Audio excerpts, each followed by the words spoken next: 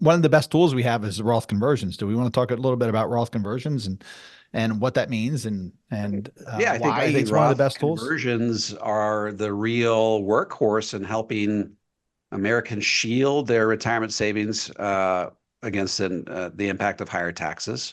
It used to be that if you made too much money, you could no longer do a Roth conversion, but they got rid of that back, I think, in Mhm. 2010 or 2012. And now, if you have money in an IRA or 401k, you can now reposition it to tax free. The only cost of admission is you got to be willing to pay a tax. And I think that the message that we're trying to get out is that we are at a period of near historic lows in tax rates. Taxes are on sale, but we also know that that tax sale has an expiration date, January 1st, 2026. We revert back to exactly what they were in 2017, which means that we have this limited window of opportunity within which to take advantage of historically low tax rates. And the key here is you want to switch, you want to shift money to your Roth IRA slowly enough that you don't rise into a tax bracket that gives you heartburn, but you want to do it quickly enough that you get all the heavy lifting done before tax rates go up for good. And a lot of people, when they hear me say that, they mistakenly think that you, regardless of how much money you have in your Roth IRA,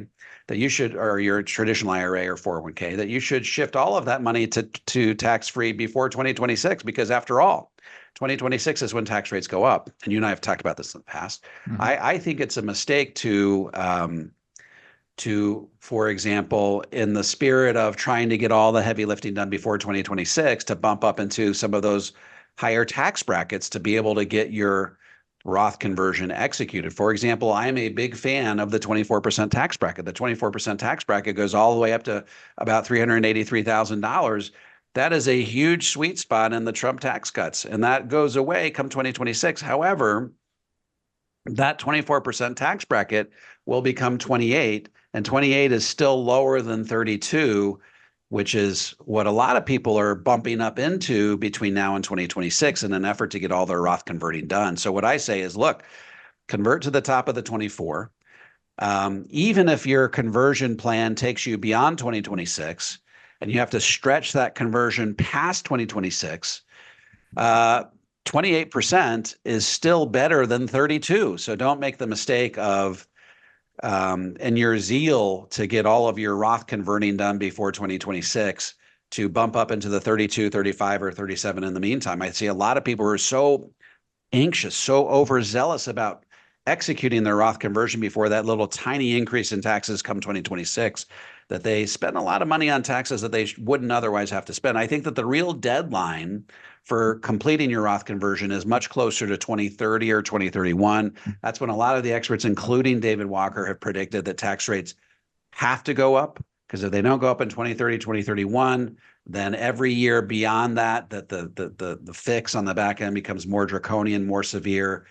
We actually get to the point in about 2040 to 2043, according to a recent Penn Wharton study, that um, if we don't do something drastic by then, no combination of tax raising or cutting and spending will arrest the collapse, the financial collapse of our country. So we're starting to get into this ever narrowing window within which to act. And so, every year that goes by where you fail to act is potentially a year beyond 2030, where you could be forced to pay the highest tax rates you're likely to see in your lifetime. So even a decision to not do a Roth conversion this year could be a decision in and of itself, because you've narrowed the window within which to take advantage of these low tax rates. And a lot of people don't even recognize that taxes are likely to go up dramatically in the future. Right. They just figure, hey, I'm going to be retiring. Therefore, my tax bracket is likely to be lower. And that might normally be true if we weren't piling $2 trillion onto the national debt every year between now and 2034. So we've got a narrow window within which to act, and there's a lot riding on making these decisions correctly, which is why people like you and I have a job. Yeah, and it's a great job too because when when I have the opportunity to meet one on one with a potential client, a couple or an individual, I always say to them, I want to make sure that we can be impactful, and I want to make sure that we can really make a change in your life. I won't take somebody who's going to have a failed plan or I want to be able to move that needle, and just using the example of the fellow I spoke to yesterday, I like to use age 85 as a check-in point. A lot of the software pushes out to age 100, and I hear people say over and over again, I don't know if I'm going to be here at age 100. I don't know if I'm going to care what's going on at age 100, but most of us believe that we'll be around here at age 85. Unless there's something we already know, most of us believe that we have a good chance of being here at age 85. And certainly for a married couple, you get a really good chance of one of you being here at age 85. So I like to do a check in there. And in this person's case, there was a $3.5 million potential difference to him. That's a single person, just by being tax efficient, following these power zero strategies, not taking more investment risk. Rates of return are the same, not spending less money. Cash flow was the same. The only difference was positioning their assets in different buckets, your buckets, taxable, tax deferred, tax free, or tax advantaged. And as our friend Ed Slott says, you want to move things from forever taxed to never taxed again, right? You got to pay the tax to get there. But that's the difference to this person, a potential $3.5 million. If that's not potentially life changing, and by the way, it doesn't have to be, well, suddenly I'm at age 85, I have $3.5 million sitting extra in my account. If you're doing your financial planning and you're reviewing it every year like you should be, well, geez, that could be hundreds of thousands of dollars a year that you could spend more over your lifetime, or that you could use for your care if you need care. And as a single person, with a lot of single people come in and they say, well, I don't have kids. I'm not married. I don't have kids, so I don't have to worry about anybody. What you have to worry about is yourself, because if you need care, you've got to write checks to have people take care of you. Unless you've got nieces and nephews who love you dearly, you can really count on, you better build up that nest egg. So this is life-changing, or can be life-changing stuff for people, and it's a great job. And I appreciate it. And it excites me. Sorry, Mark, you got to get That's it okay. right. And it used to be if you did a Yeah. Roth conversion and you didn't, you had buyer's remorse, you could go back in time and you could amend your tax return. Well, that's what that's no longer possible. So the stakes are as high as they've ever been. You've got to get it right the first time. I always talk about there's three things that you got to do. You got to say, okay, how much of my IRA should I convert, and what amount per year, Yes. and by what year should I actually get the complete strategy executed? And if your Roth conversion strategy doesn't contemplate those three things, then it is by definition an inadequate Roth conversion strategy. And a lot of people think reflexively, hey, I got $1 million in my IRA. I think taxes are going to go up. I should just convert every last penny to Roth IRA. Well, that ignores the reality that you're going to have some deductions in retirement. You're going to have a standard deduction.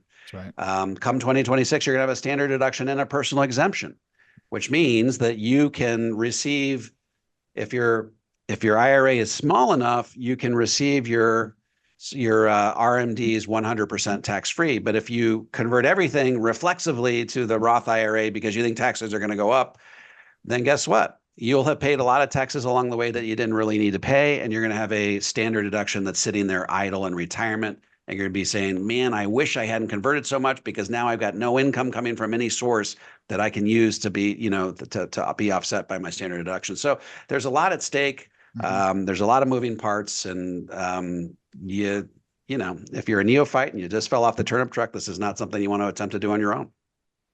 No, I always talk about your retirement team. And, you need a qualified financial advisor. I think that financial advisor should be a certified financial planner and should be a part of the Power Zero Elite Advisor Group. And Ed Slott also has a great education and analyst group called the Ed Slott Elite Advisor Group.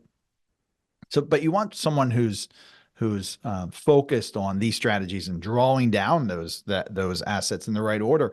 We talked about moving the tax buckets. Part of that is also how you draw down those assets, and that can add years and millions of dollars, by the way, to your spending ability.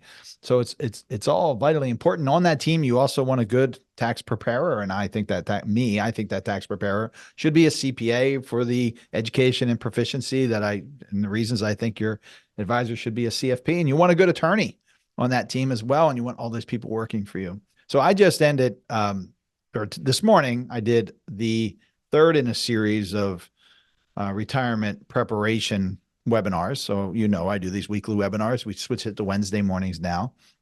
And today's topic was you're 2 years from retirement. What should you do now?